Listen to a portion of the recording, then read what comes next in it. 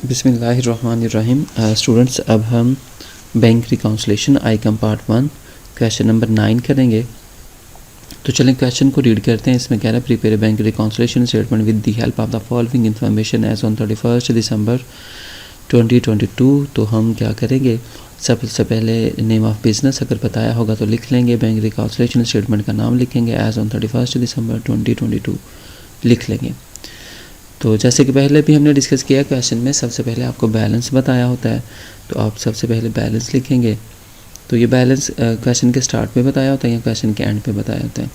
जैसे कि question number 9 में ट्रांजेक्शन नंबर ए, इसमें बताया हुआ है balance as per cash book 60,000, cash book का बैलेंस बताया होता है। और ये नॉर्मल बैलेंस भी हो सकता है और ओवरड्राफ्ट भी हो सकता है। अगर कुछ भी नहीं बताया तो हम उसको नॉर्मल बैलेंस कंसीडर करते हैं। तो याद रहे कि कैश बुक का नॉर्मल बैलेंस जो है वो डेबिट साइड पे लिखा जाता है, क्योंकि ये एसेट कंसीडर होता है, कैश इन हैंड कंसीडर होता है।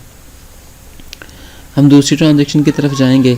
सीरियल में याद रहे जो ट्रांजेक्शन का नाम क्वेश्चन में यूज़ किया जाता है वही लिखा जाता है, ठीक है। 1-2 हो तो 1-2 लिख लेंगे, ABC हो तो ABC लिख लेंगे। दूसरी ट्रांजेक्शन देखें, profit on account credit by the bank.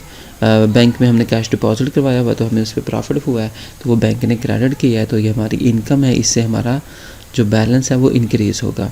Bank ने अपने पास इंक्रीज़ कर लिया हुआ कैश बुक में, लेकिन हमने पासबुक में, बैंक ने अपने पासबुक में बैलेंस इंक्रीज़ कर लिया हुआ, लेकिन हमने कैश बुक पे नहीं किया, तो हम BRS में अब उसे डेबिट साइड पे लिखेंगे। Basically bank reconciliation statement balance को मैच करने के लिए ही बनाई जाती है। तो जो ट्रांजैक्शन हम कैश बुक में रिकॉर्ड कर लेते हैं, बैंक पासबुक में रिकॉर्ड नहीं करता तो वो रिकॉर्ड की जाती हैं, और जो बैंक जो है वो पासबुक में रिकॉर्ड कर लेता है लेकिन हम कैश बुक में रिकॉर्ड नहीं कर पाते, वो हमने यहाँ पे रिकॉर्ड करनी होती हैं जी। अब हम ट्रांजैक्शन नंबर C करते हैं, जिसमें बता रहा है paid, bank paid ₹10,000 as rent on behalf of the account holder. Bank ने 10,000 रुपया रेंट पे किया है कस्टमर के बिहाफ पे, कस्टमर के कहने पे। ये बेसिकली स्टैंडिंग ऑर्डर्स होते हैं जो कि कस्टमर अकाउंट होल्डर बैंक को करता है। आप बैंक को ये ऑर्डर कर सकते हैं कि बैंक कस्टमर के बिहाफ पे आप मंथ एंड पे जो भी वो एक्सपेंस पे करना चाहे वो पे कर दिया जाए।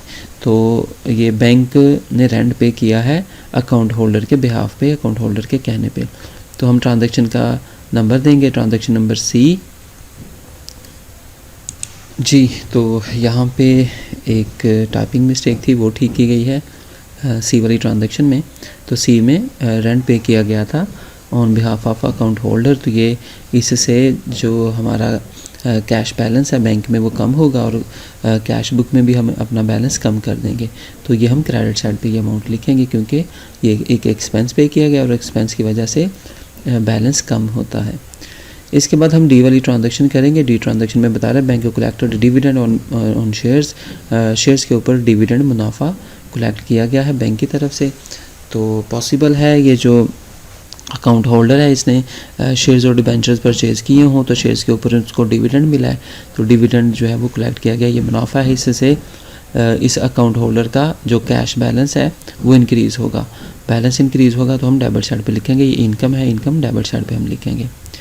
इसके बाद E वाली ट्रांजैक्शन है, इसमें बता रहा है cheque paid into the bank but not collected.